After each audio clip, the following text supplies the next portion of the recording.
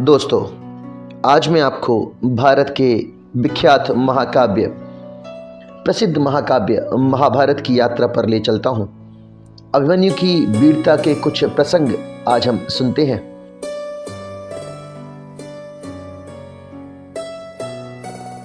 गौर से सुनिए। प्रसंग कुछ इस प्रकार है कि चरण चूमकर दादा के वह विजयी स्वर में बोला। हम अभिमन्यु की चर्चा कर रहे हैं कि चरण चूमकर दादा के वह विजयी स्वर में बोला।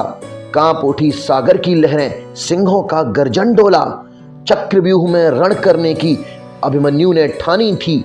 9 माह में सीखी विद्या, अब 16 साल जवानी थी। नहीं पता था अंतिम बाधा कैसे तोड़ी जाएगी। हार की प्रतिध्वनि विजयी ध्वनि में कैसे मोड़ी जाएगी। धर्मराज चिंतित थे, अभिमन्यु अभी बालक है। बाल हाथ करता है, हठबश भूला मानक है। कैसे रण में भेजें, तुमको युद्ध भूमि का भान नहीं है।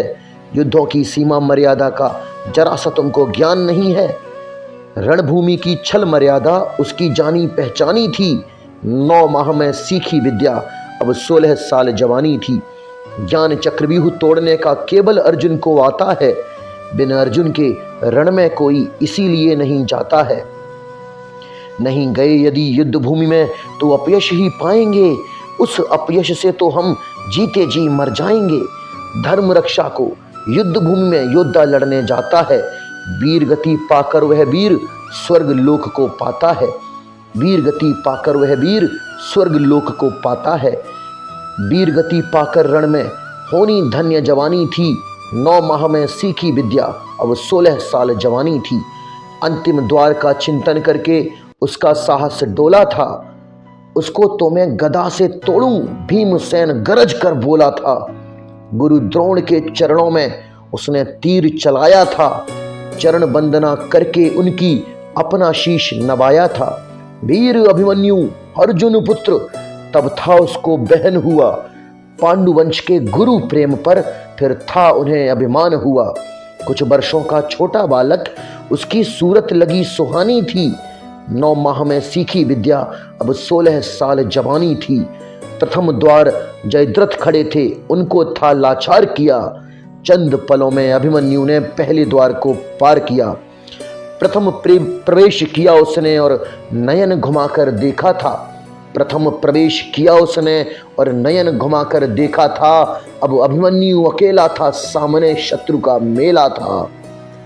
अब अभिमन्यु अकेला था और सामने शत्रु का मेला था। प्राण हथेली पर रखकर सिंहों से तब वह खेल था। वह सिंह सा छोटा शावक, सम्मुख सिंहों की मर्दानी थी। 9 माह में सीखी विद्या, अब 16 साल जवानी थी। कैसे डर जाता सिंहों से, वह भी सिंह का शावक था। कैसे डर जाता सिंहों से, वह भी सिंह का शावक था। सिंहों की भांति गरजता था, शत्रु सेना को पीड़ादायक था। अब उसने कौरव सेना का खंडन करना शुरू किया। पांडुवंश की वीर कथा का महिमा मंडन शुरू किया। चाप चढ़ाकर धनवा पर रण की हुंकार लगाई थी। शत्रु की कौरव सेना में तब बाढ़ रक्त की आई थी। रक्त की बहती गंगा में शत्रु की नाव डुबानी थी। 9 माह में सीखी विद्या, अब 16 साल जवानी थी।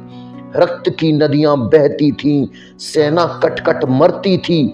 उसके पौरुष के सम्मुख किसी की कुछ ना चलती थी। उसके पौरुष के सम्मुख किसी की कुछ ना चलती थी। युद्ध भूमि में कहां किसी को कुछ सुनाई पड़ता था। त्राही माम का शोर मचा था, सर्वत्र अभिमन्यु दिखाई पड़ता था।